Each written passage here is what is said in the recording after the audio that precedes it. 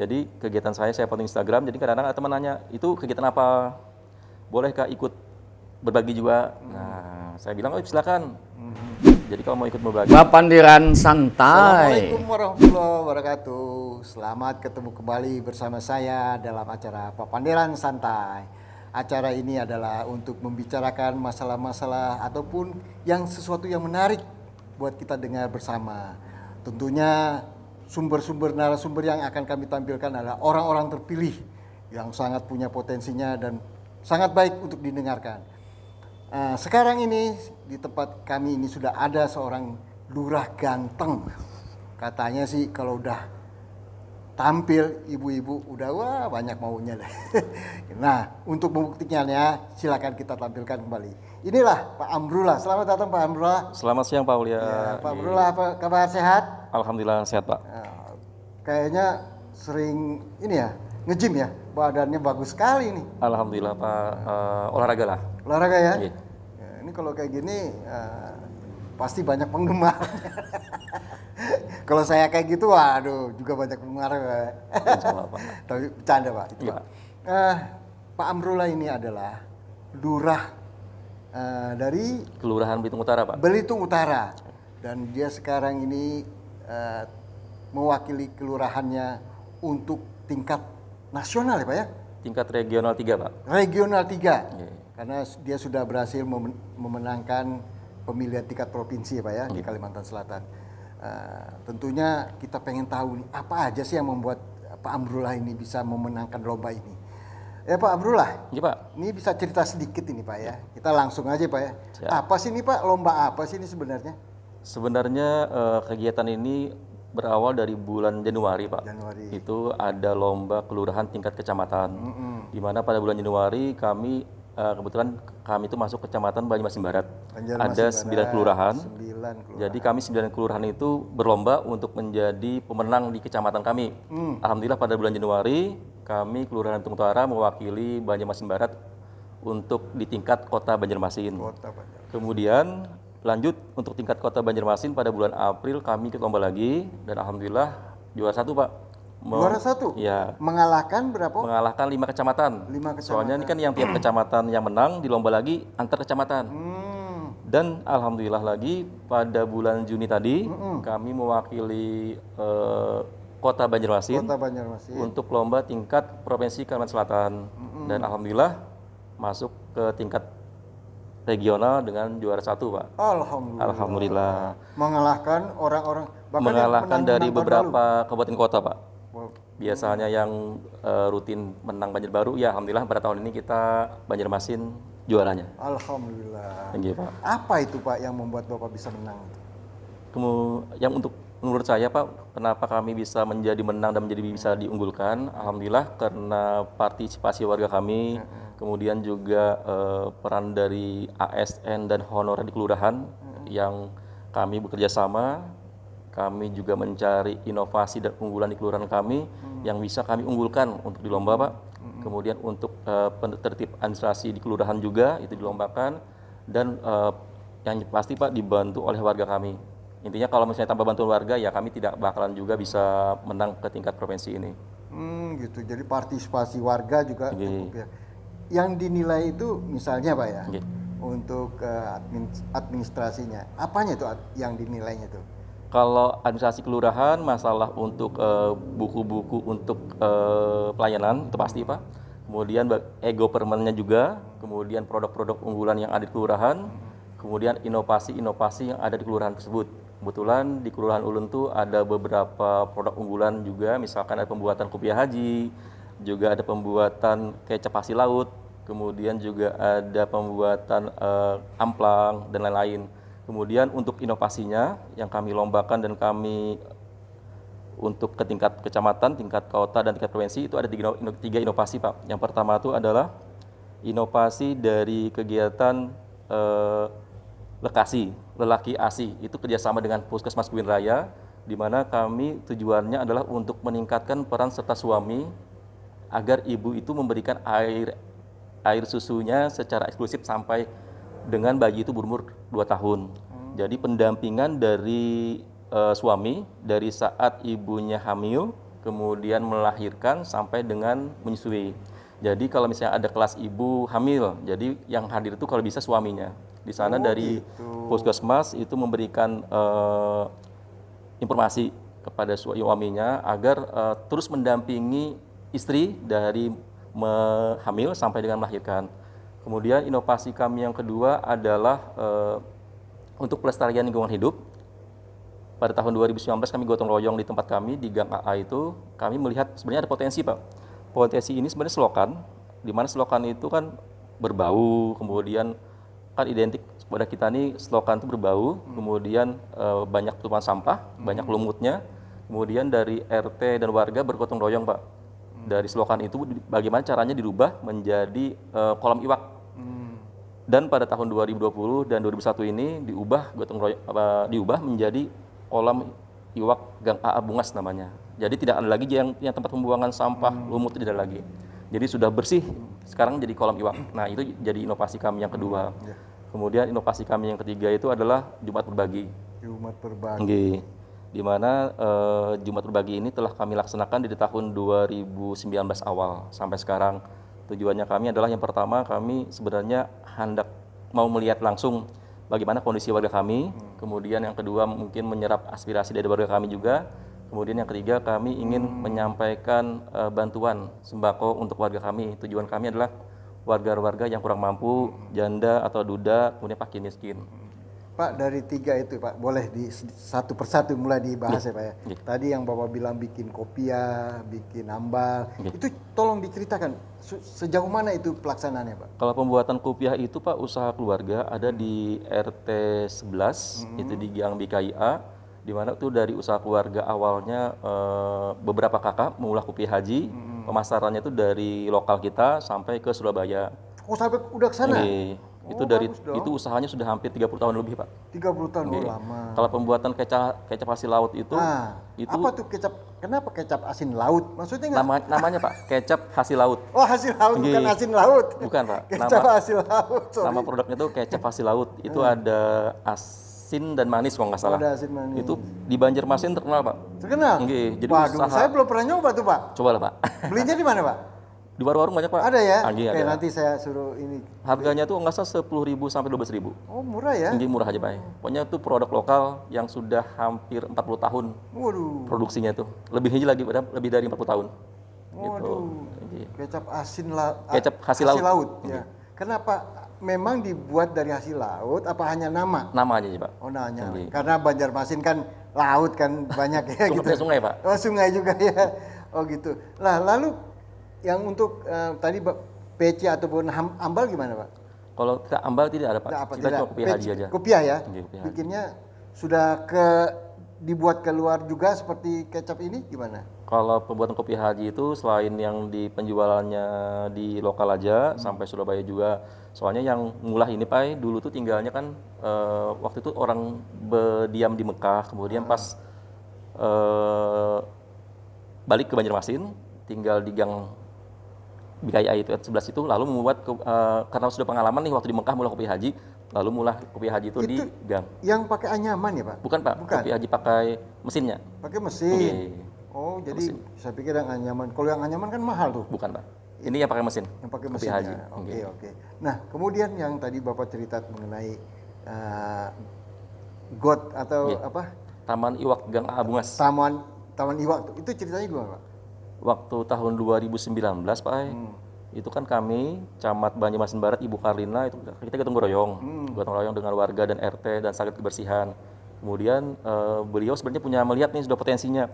Ini kalau diikut sertakan lomba bagus nih, karena dari selokan ini kita ubah, kita bersihkan semuanya, kita jadikan kolam iwak.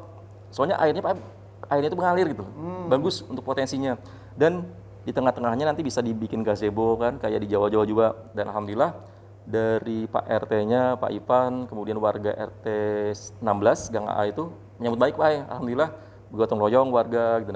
Dicat juga pinggiran paritnya, kemudian di tengah-tengahnya ada dikasih gazebo, di kanan kirinya ada tanaman toga, di kolamnya dibuat iwak. Alhamdulillah sekarang iwaknya sudah banyak. Itu Pak. Iwaknya buat warga apa dijual, Pak? Sementara untuk warga, Pak. Oh, warga. Untuk kedepannya kita belum tahu, tapi yang jelas ini untuk warga dulu. Iwak apa aja, Pak?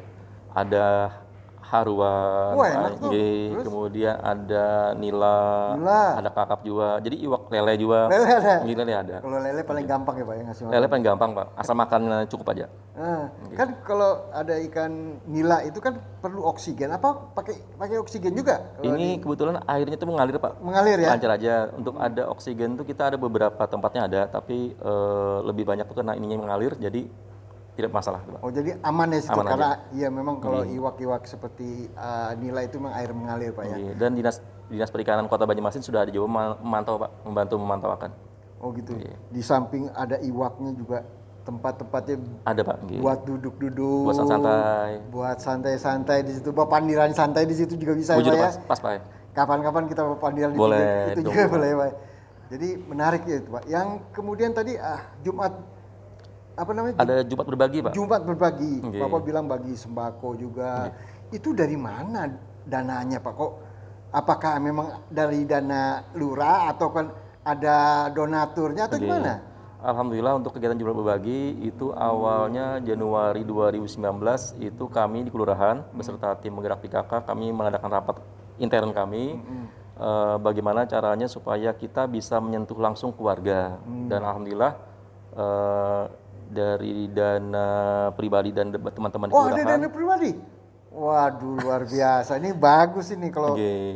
semua lurah seperti Bapak ini maju ini nanti nih. Insya Allah, Pak. Nah, jadi kita waktu itu berinisiatif bagaimana kita berikan sembako. Jadi di mana paket sembako itu satu paket itu 200.000, berisi beras, telur, sabun, minyak, kemudian ada gula, kopi, teh, susu dan lain-lain gitu, Pak. Jadi kita serahkan tiap Jumat itu Sampai sekarang sampai sekarang, Pak. udah berapa kali tuh, Pak? Udah banyak, alhamdulillah. Alhamdulillah udah banyak. Dan ini akan terus selama Bapak jadi lurah apa setelah Bapak tidak jadi lurah penerusnya juga harus lanjutkan nih, Pak Nah, ya. mudah-mudahan makanya waktu pas kami lomba kelurahan, kami juga menyampaikan untuk tindak lanjut ke depannya, Pak. Mudah-mudahan inovasi yang ada di tempat kami bisa diikuti oleh teman-teman lurah lainnya. Paling kadang mungkin namanya lain Jumat Berkah atau Jumat Berbagi atau apalah gitu. Yang jelas kita bisa berbagi kepada masyarakat kita pastinya. Gitu ya. Dan respon masyarakat setelah adanya Jumat berbagi ini bagaimana, Pak? Alhamdulillah, Pak, untuk Kelurahan Bitung Utara kami sudah hampir semuanya warga yang sesuai yang kriteria yang kami minta, misalkan yang kurang mampu, fakir miskin, janda dan lain sudah terpenuhi semua. Kami juga pernah ke kelurahan sebelah kami seperti Kelurahan Kuin Selatan. Oh, udah ngasih untuk kelurahan lain? Dengan izin lurahnya, Pak, juga, Pak. Jadi kalau memang ada tetangga kelurahan kami memang ada yang membutuhkan juga, kami juga ikut membantu, Pak. Seperti Kelurahan Kuin Kerucuk, Kelurahan Kuin Selatan gitu. Ya, suami sebelahan soalnya. Sebelah-sebelahan ya. Oke. Nah, dari warganya sendiri apakah juga ikut membantu atau memberikan donasinya atau gimana? Untuk bantuan, Pak, kami untuk donasi itu tidak hanya dari teman-teman di Kota Banjarmasin, tetapi juga ada teman-teman saya yang berada di luar Kota Banjarmasin. Kenapa mereka bisa ikut membantu? Karena segala kegiatan saya di kelurahan itu saya posting di sosial media, Pak, terutama di Instagram. Jadi kegiatan saya posting Instagram. Jadi kadang-kadang ada teman nanya, itu kegiatan apa? Bolehkah ikut berbagi juga? Nah, saya bilang, oh silakan. Jadi kalau mau ikut berbagi silakan. Pokoknya tiap bantuan itu kita tidak mematok berapa, Pak, berapapun kami terima. Yang jelas kami menyampaikan bahwa untuk bantuan sembako itu satu paket itu 200.000. Jadi tiap minggu itu ada 400.000 untuk 2 orang. Gitu. Oh, jadi tetap ya dibuat itu supaya lancar jalan terus. Ya, Pak. Tinggi, Pak. Nah, ini kita kembali ke yang asal tadi, Pak ya. Itu kan nanti lurah ataupun desa itu, Pak ya. Itu akan lombakan tingkat nasional. Oke. Itu kapan, Pak? Insya Allah rencana awalnya akhir Juli ini, Pak, atau Agustus. Tapi kita melihat dulu kondisi di Jakarta. Sekarang masih dalam kondisi PPKM darurat ya. Jadi apakah pelaksanaannya dilaksanakan sesuai jadwal atau diundur gitu.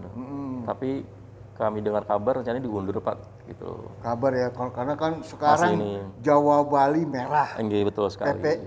PPKM lagi. Tapi kapanpun itu insya Allah kami siap aja, Pak. Siap ya, Pak.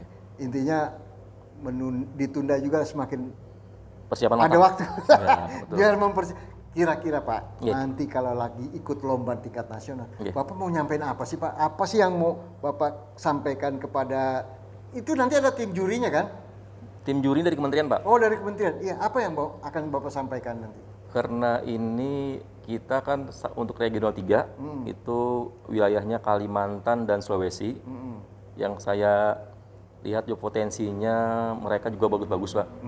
Yang jelas kita kan kelurahan ini melihat kondisi dari kita dulu, Pak. Kalau pokoknya kita menyampaikan apa yang ada potensi di tempat kita. Insya Allah kalau memang Ya apa dong misalnya? Contohnya apa yang bisa konkretnya Pak biar orang tahu nih. Intinya Pak, kalau tadi inovasi kita 3, ada Jumat Berbagi, kemudian ada Lekasi, kemudian juga ada Taman Iwak Gang Abungas. Kita juga ada inovasi Pelana, Perang Melawan Corona. Wah, ini tadi mau saya tanya ini nih. Silakan Pak, bagaimana pelaksananya? Rencana itu programnya Pak, kami selain kami membantu warga yang isolasi mandiri itu berdasarkan kerjasama dengan Puskesmas. Misalnya ada warga yang positif, kami melakukan bantuan warga untuk yang isolasi mandirinya. Kemudian juga ada beberapa kegiatan lainnya seperti berbagi masker. Oh, berbagi masker. Kemudian ada pembagian penyemprotan juga ada. Kemudian pembagian sabun di tangan. Kemudian dulu kami juga ada pembagian spray tangan, Pak. Spray tangan. Untuk yang menyemprot sekitar lingkungan.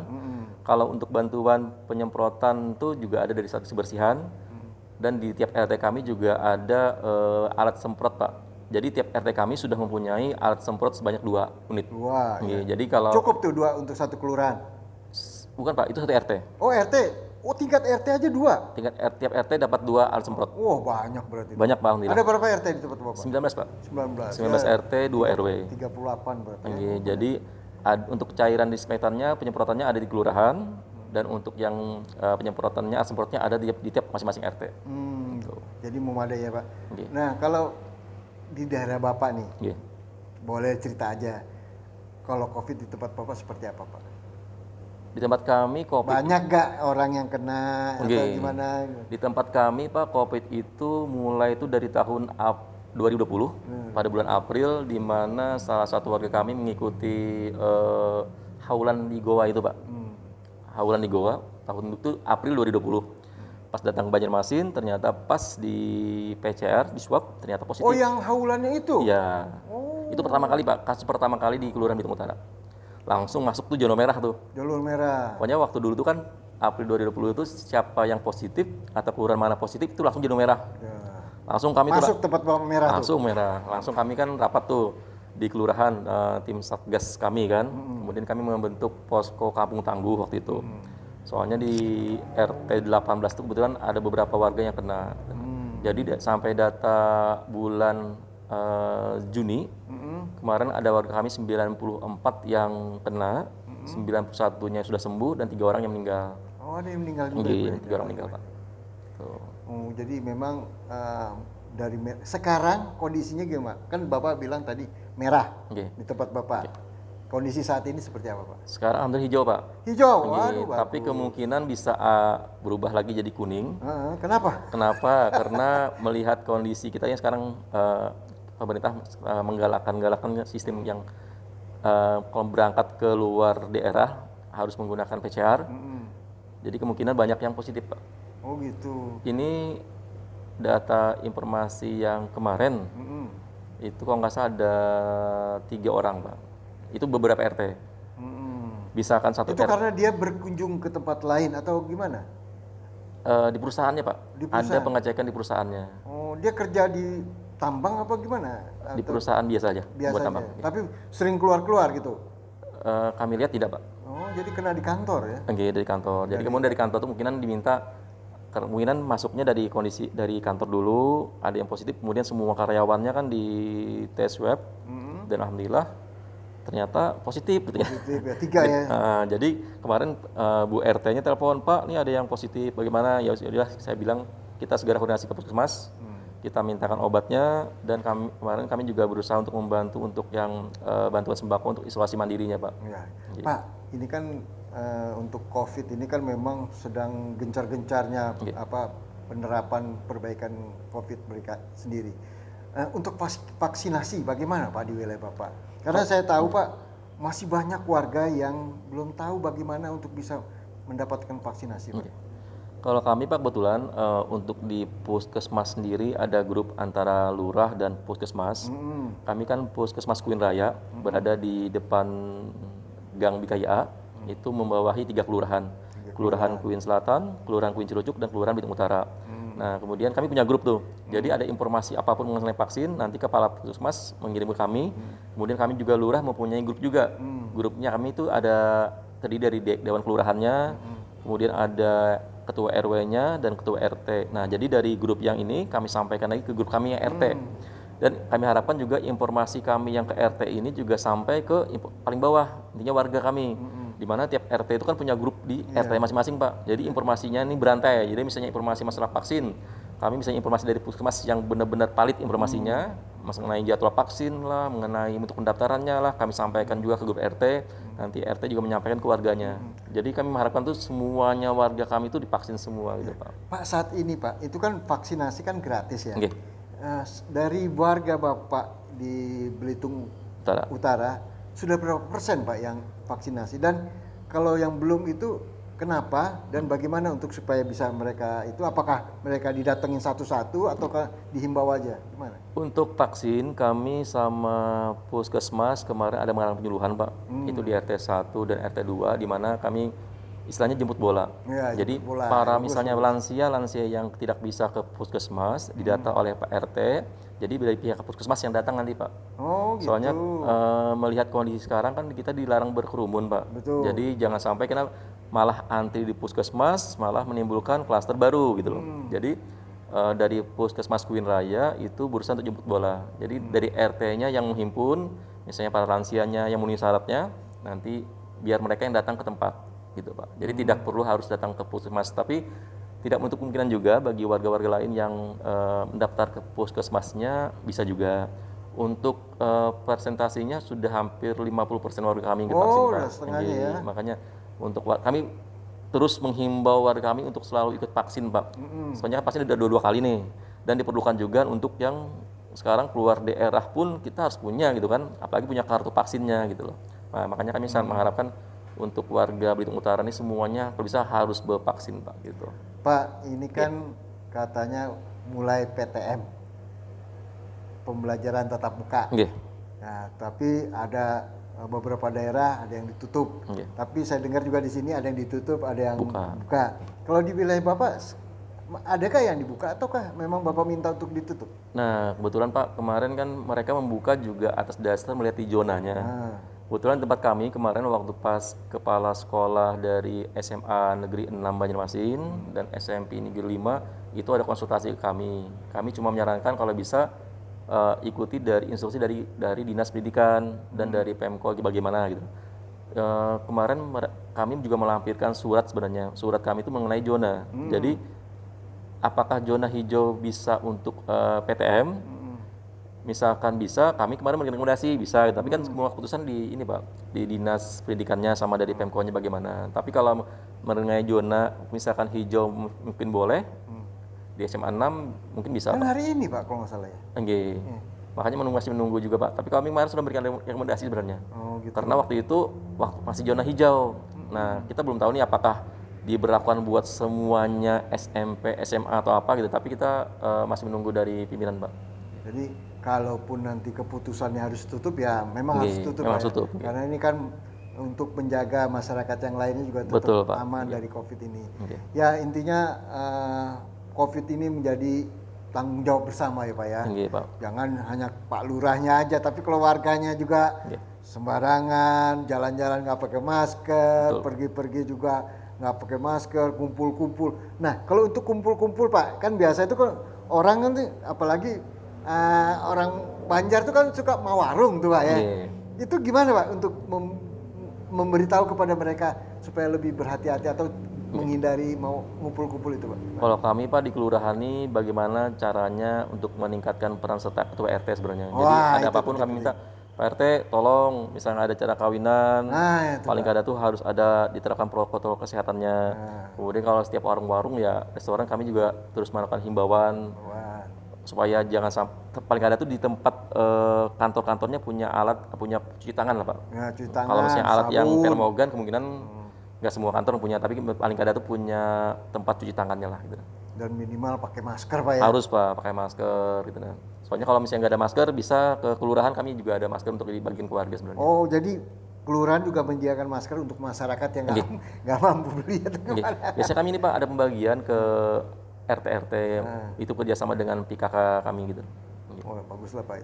Jadi emang kepedulian bersama, Oke. meskipun lurahnya juga udah bagus, jalan terus jalan, tapi kalau masyarakatnya nggak peduli ya nggak jalan juga itu Pak. Betul, Ya. Pak. Jadi ini COVID ini tanggung jawab bersama. Mudah-mudahan kita bisa lepas dari masalah pandemi COVID ini. Demikianlah barusan kita sudah banyak-banyak bicara, walaupun waktunya nggak cukup ya. Iya Pak. Ternyata udah habis karena slotnya terbatas. Mudah-mudahan kita bisa sambung nanti ke depan.